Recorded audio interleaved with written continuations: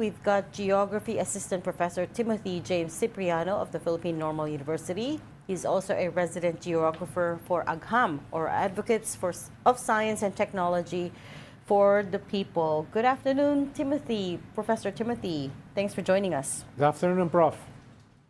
Good Hi, afternoon. Thank you Professor. very much. Thank you very much for having me. Good afternoon. Prof, first of all, where are you? Kamusta yung area nyo? Actually, I'm here in Manila, but luckily, yung aming lugar ay hindi naman taga binabaha, no? So, unlike in areas, say for example, Taft Avenue, UN Avenue, where I used to pass by going to work to my university, yun talaga lagi binabaha yun. If you will notice, 2 days ago, nagsinara ni Mayor Isko Moreno yung area na iyon, yung Taft between, I think, Calao and Lakpil, just to pump out water from the road.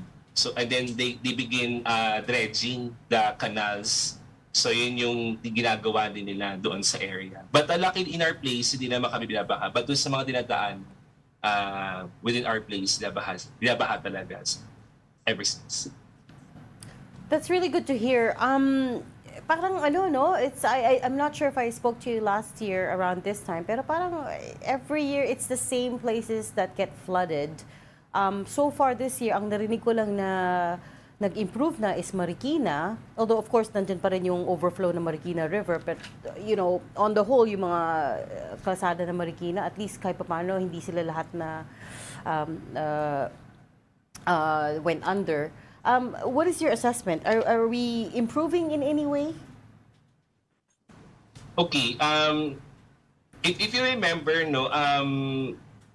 this time last year, President Marcos delivered his SONA, and in that same SONA, he said that in the entire country, if I'm not mistaken, over 5,000 flood control projects were completed, and billions of pesos were spent by the Philippine government through the taxpayers' money to construct, and hopefully we'll be able to control, quote unquote, the flooding that we are experiencing. However, days later, Karina came.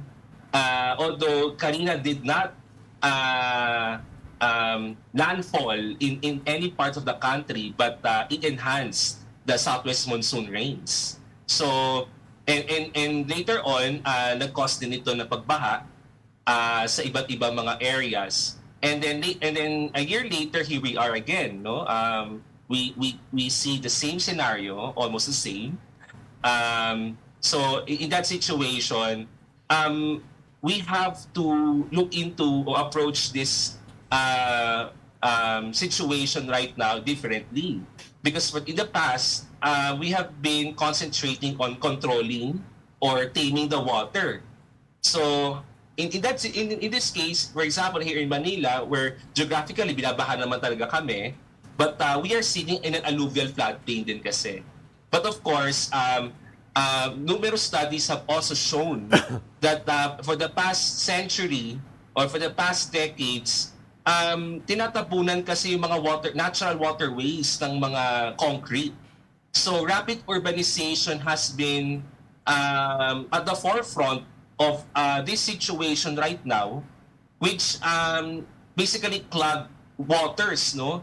And then the water, syempre, ang behavior niya is that maghahanap siya ng paraan o maghahanap siya ng way para puntahan or mag-flow. Kasi yan ang behavior ng tubig eh. So in that situation, talagang much of our interventions are focusing on controlling the flood, but rather than managing the flooding that we are experiencing at present.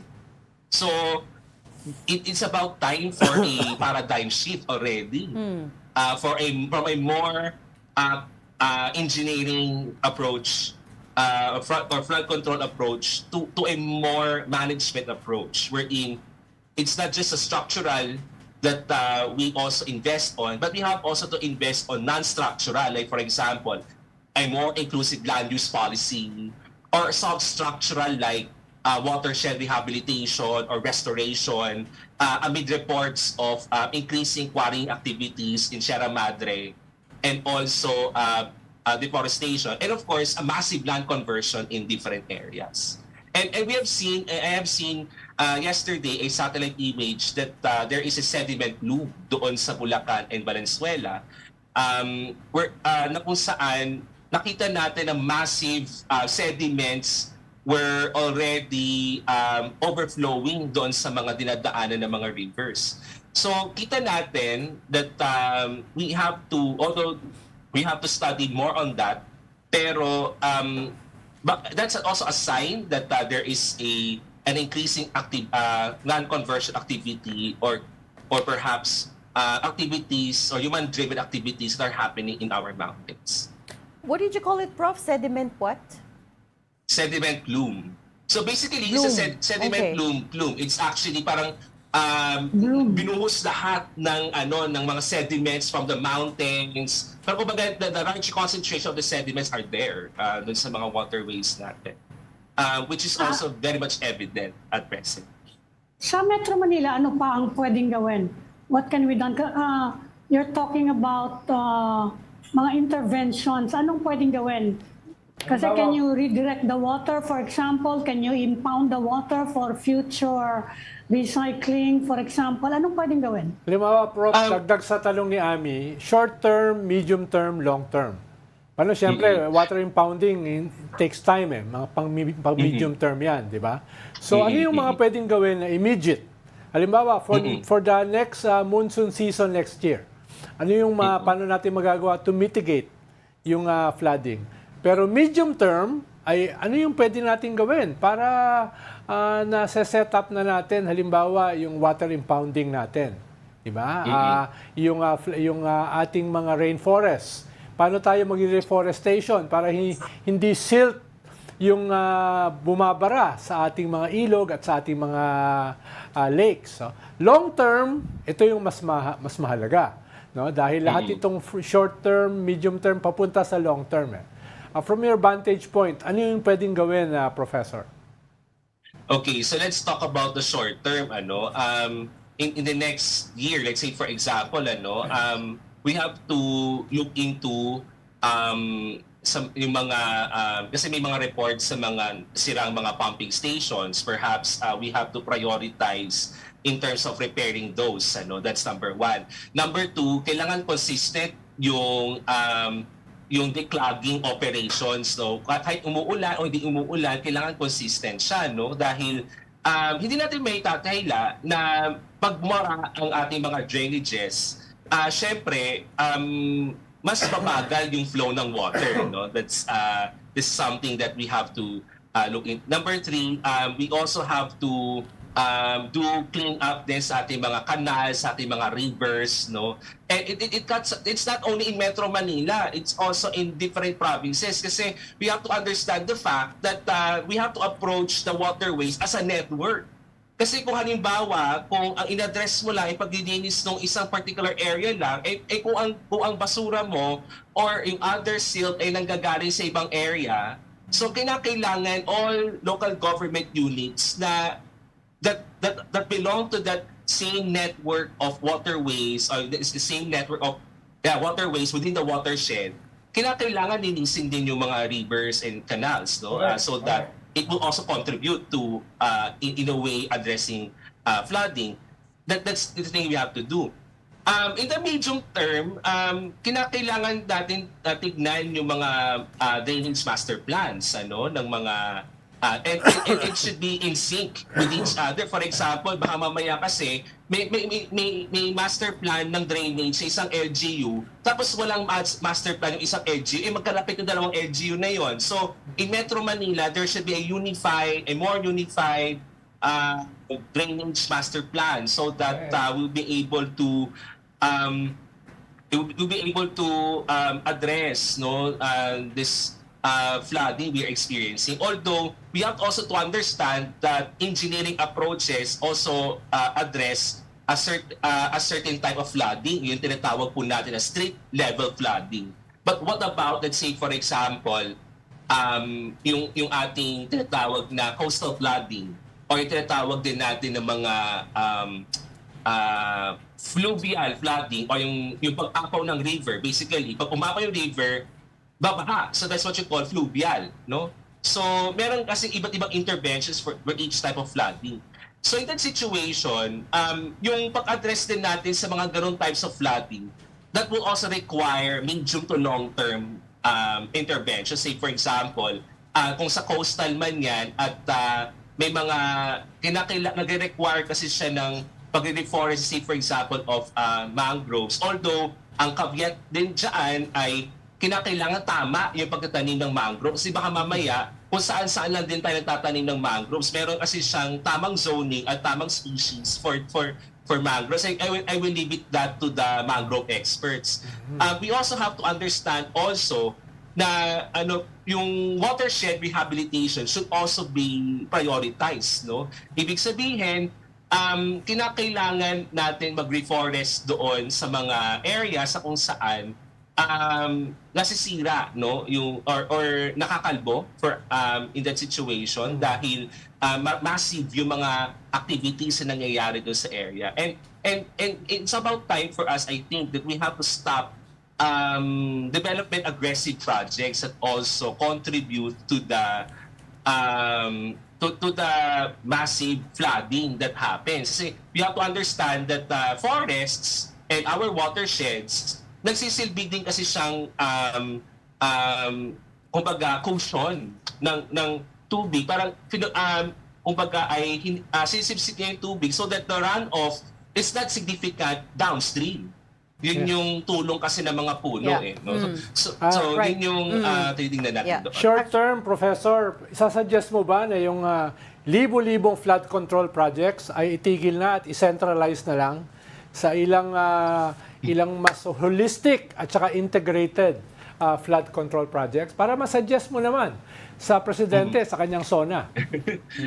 Perhaps that will actually be possible na yung mga flood control projects natin kailangan pinag-iisipan din kasi siya. We have to understand also na yung mga yung ating mga existing na flood control infrastructure na meron tayo, it may not be anymore be able to accommodate more water, no? So ibig sabihin, hindi na naka-design doon sa extreme weather events, and we will leave that to our engineers, no? Professor, you're so kind. Oh yeah. You're so and kind. also, yes. So MMDA, no, nasabi din nila yan that yung mga existing mga flood controls na ito ay yung mga infrastructures na meron tayo ay hindi na talaga siya kinakaya yung mga yung amount of water na binibuhos sa mga ulan na ito. Speaking of MMDA and projects that may contribute to flooding, I wonder, Prof, if I could pick your mind about the Dolomite Beach, the Baywalk. I don't know, ano ba yung full name no? Manila Baywalk Dolomite Beach. Dolomite Beach. So the MMDA said Manila Dolomite Beach. it's contributing to flooding because it clogged up 3 of the drainages, major drainages. It's Faura, Remedios, and Abad. As an independent third-party observer, what do you think? Okay, so even without the Dolomite Beach, there is flooding already in Manila, even reclamation, for example. Correct. But also we have to understand that the Dolomite Beach was just simply there as a cosmetic project of the previous administration. So in that sense, even for a long time, the portions of Manila Bay, for example, yung nilalakaran natin sa Rojas Boulevard, it has already been reclaimed. And therefore, yung local sediment transport niya and everything, it has already been disrupted. Ano? So, nung paglalagay ng Dolomite Beach, for me, it's unnecessary. It does not really contribute that much doon sa rehabilitation ng Manila Bay, considering that maraming ding mga basura din later on na pupunta din doon during habagat, and then nililinis din naman kasi siya regularly na DENR at saka ng MMDA for that matter. But it was really an unnecessary project that was done by the DENR. Also, we also have to understand too that the reclamation projects that were also done in Manila Bay could also exacerbate flooding by blocking water, no, dadaloy sana doon sa area from the mouth of the water to the Manila Bay, pero bumabagal siya, no, because may mga lands na nakaharang doon. So this is something that we also have to look into as well. So it was unnecessary and it did contribute in the end. Kahit na binabaha na rin naman talaga ang Manila dati, is what you're saying. Okay. We will leave that there for now. Thank you so much for your insights and for joining Storycon today, Professor Timothy James Cipriano of the Philippine Normal University. Thank you, Prof. Thank you very Thank much. you, Professor. Thank you very much.